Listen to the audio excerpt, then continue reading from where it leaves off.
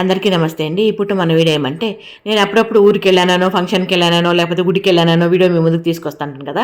అప్పుడు మన వాళ్ళ అభిమానంగా అడుగుతారనమాట, అమ్మ మీరు బయట వెళ్ళినప్పుడు ఆశ్రమవాసులు ఎవరు చూసుకుంటారు అన్నట్లుగా.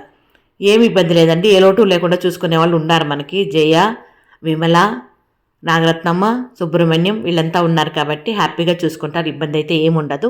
దాంతోపాటు ఈ మధ్య కాలంలో సీసీ కెమెరాలు కూడా పెట్టాను కాబట్టి నేను అప్పుడప్పుడు ఫోన్లో కూడా చెక్ చేసుకుంటా ఉంటాను. ఇంకా నేను బయట వెళ్ళినా కూడా నా మనసు అంతా ఇక్కడే ఉంటుంది. ఆశ్రమం అంటేనే నాకు చాలా ఇష్టం, బయట వెళ్ళడానికన్నా కూడా. కాకపోతే ఏమంటే, నేను బయట ఎందుకు వెళ్ళాల్సి వస్తుందంటే, సర్వీస్లో నేను ఒక్కదానే కాదు, 24 అవర్స్ నాతో పాటు మా వారు కూడా ఉంటారు కాబట్టి మనం కూడా జంటగా బయట వెళ్ళాలా అనే ఒక ఆశ ఉంటుంది కదండి. దాన్ని నేను వద్దని చెప్పలేను, చెప్పకూడదు కూడా. ఎందుకంటే అలా చెప్తే మా మధ్యలో కూడా మనస్పర్ధలు రావచ్చు కదండి. దానికని అలా చెప్పడం కరెక్ట్ కాదని నా ఉద్దేశం. దానికని ఈ రకంగా చేస్తున్నాను. ఇది రైట్ అని నేను అనుకుంటున్నాను. మీకేమనిపించిందని నాకు తెలియజేయండి. ఓకేనా? Thank you.